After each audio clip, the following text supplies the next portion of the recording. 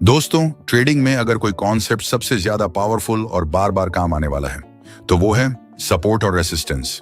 आज की इस वीडियो में मैं आपको स्टेप बाय स्टेप समझाऊंगा सपोर्ट और रेसिस्टेंस आखिर होते क्या हैं, चार्ट्स पर इन्हें आइडेंटिफाई कैसे किया जाता है, इन्हें सही तरीके से ड्रा कैसे करें और सबसे जरूरी सिर्फ इन दो लेवल्स की मदद से एंट्री और एग्जिट का फैसला कैसे लिया जाए।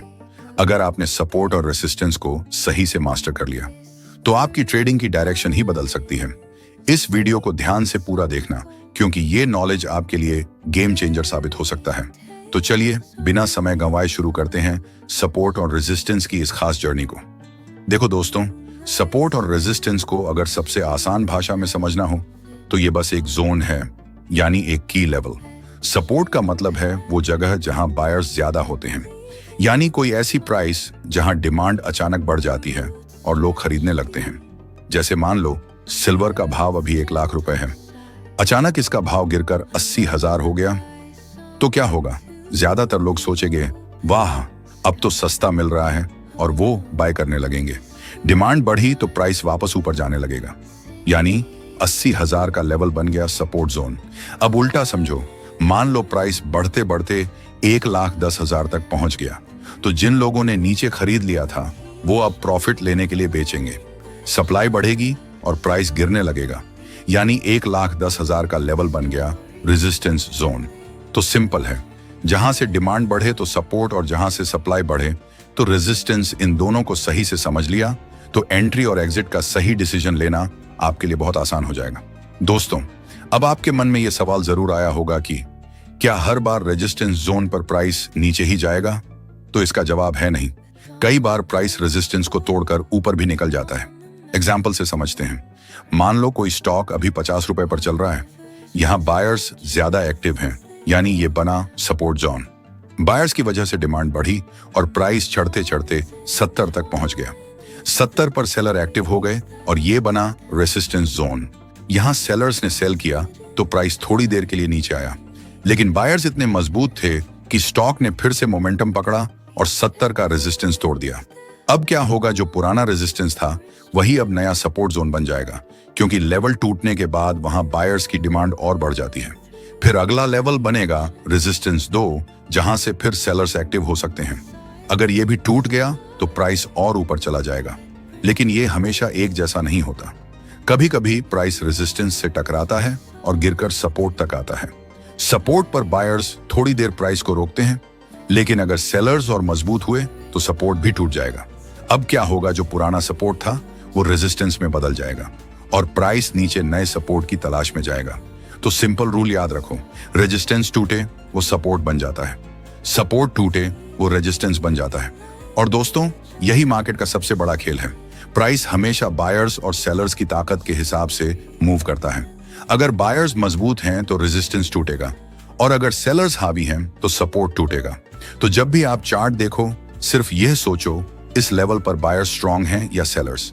यही सोच आपको सही एंट्री और एग्जिट डिसाइड करने में मदद करेगी। दोस्तों, एंट्री और एग्जिट कहां और कैसे लेनी है ये मैं आपको वीडियो के आखिर में दिखाऊंगा, लेकिन उससे पहले हमें यह भी समझना होगा कि चार्ट पर सपोर्ट और रेजिस्टेंस को ड्रॉ कैसे करते हैं। इसके लिए सबसे जरूरी है स्विंग पॉइंट्स को पहचानना। ट्रेडिंग में स्विंग लो उस पॉइंट को कहते हैं जहां प्राइस किसी डाउन ट्रेंड यानी गिरावट के बाद नीचे रुकता है और फिर ऊपर की तरफ बाउंस करना शुरू करता है।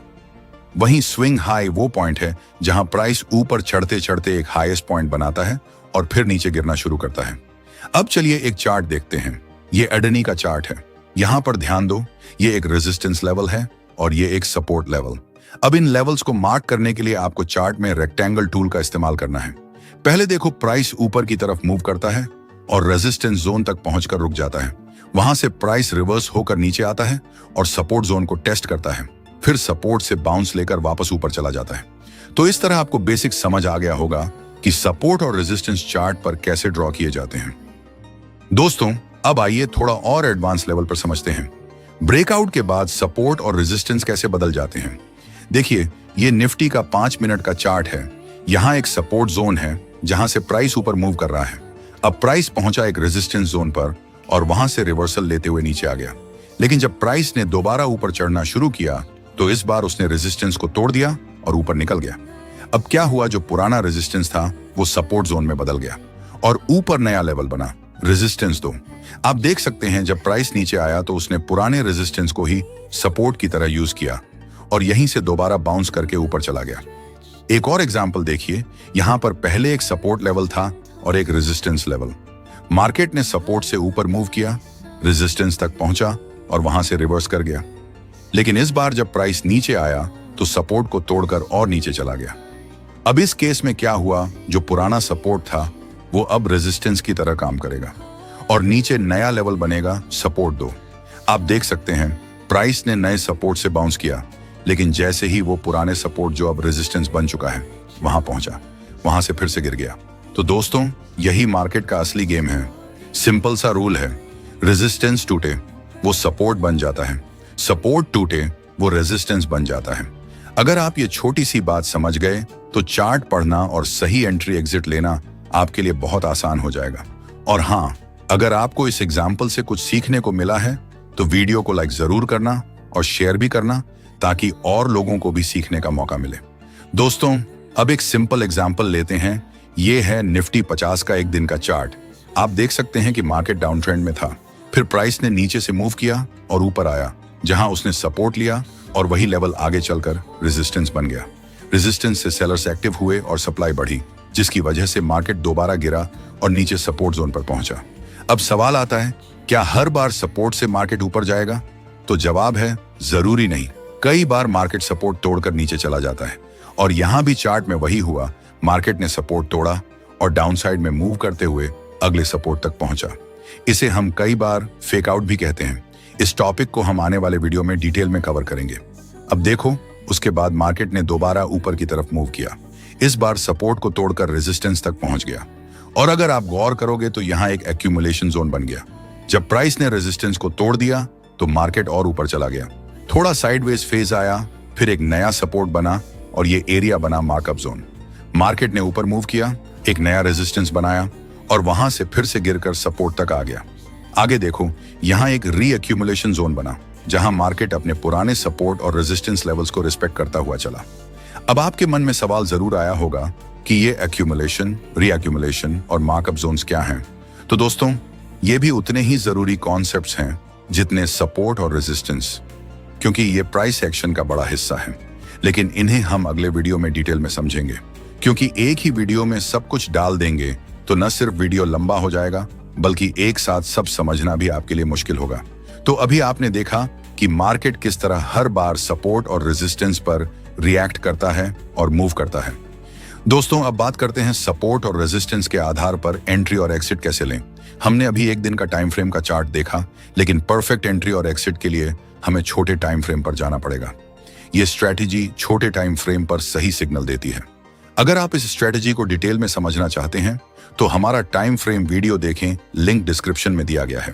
अब ये वही एक दिन का चार्ट है, जहां सपोर्ट जोन है वही हमें 30 मिनट या 15 मिनट के चार्ट पर झूम करके देखना है।